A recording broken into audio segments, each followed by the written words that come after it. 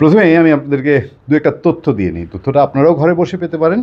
আমার সামনে যে তথ্যটা আছে সেটা হচ্ছে এরকম যে স্নাতক শেষ করার পর ডক্টর মোহাম্মদ ইউনূস তিনি মানে ঢাকা ইউনিভার্সিটিতে পাশ করার পর নুরুল ইসলাম এবং রেহমান সোবহানের অর্থনৈতিক গবেষণায় গবেষণা সহকারী হিসেবে অর্থনীতি ব্যুরোতে যোগ দেন।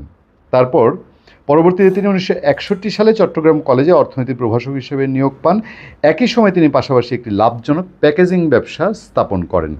1965 সালে তিনি মার্কিন যুক্তরাষ্ট্রে পড়াশোনার জন্য ফুলব্রাইট স্কলারশিপ লাভ করেন। 1971 সালে আন্ডারভিল্ট বিশ্ববিদ্যালয়ের graduation program in economic development থেকে অর্থনীতিতে পিএইচডি ডিগ্রি অর্জন করেন তিনি। 1969 থেকে 72 সাল পর্যন্ত ইউনূস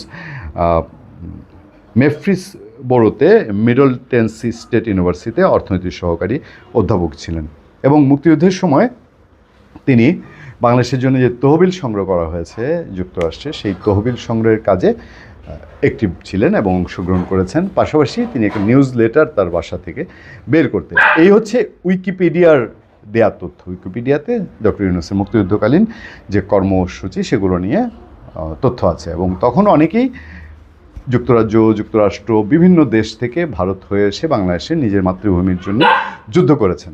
ডক্টর মোহাম্মদ ইউনূস তখন সেটা তো এটাও ঠিক যে প্রবাসী অনেক মানুষ প্রবাসে থেকেও তার জায়গা থেকে তিনি মুক্তিযুদ্ধে সহযোগিতা করেছেন। সেই ক্যাটাগরিতে ডক্টর ইউনূস সরকার মুক্তিযোদ্ধাদের যে ক্যাটাগরি করেছে। তো এতক্ষণ পর্যন্ত আপনাদেরকে যে তথ্যগুলো আমি দিলাম এগুলো আসলে মূল আলোচনার বিষয় না। আলোচনার বিষয় হলো এই যে ডক্টর মোহাম্মদ ইউনূস প্রধান উপদেষ্টা হয়েছেন এর আগে এই গত এত বছর অথবা যদি ধরেন যে উনি যখন ঢাকা ইউনিভার্সিটিতে 61 সাল থেকে তারপর তো কত 62তে শিক্ষা আন্দোলন, 69-এর গণ অভ্যুত্থান, কত কিছুই তো হয়েছে। তো সেই সময়কার ওনার অবস্থান ভূমিকাগুলো সম্পর্কে এবং তিনি রাজনীতি করেননি সেগুলো সম্পর্কে এখন পর্যন্ত ক্লিয়ার কোনো তথ্য কোথাও নেই। আর 71 পরবর্তী সময়ে অথবা আমি যদি বলি উনি যখন নোবেল প্রাইজ পেলেন, নোবেল প্রাইজ পাওয়ারও মুক্তিযুদ্ধ নিয়ে ডক্টর ইউনূস ও গ্রামীণ ব্যাংক ছিল কোথায়? শহীদ মিনার, বাংলাদেশের জাতীয় স্মৃতিসৌধ, সেখানকার কোথাও ডক্টর মোহাম্মদ ইউনূসকে কবে কখন দেখা গেছে?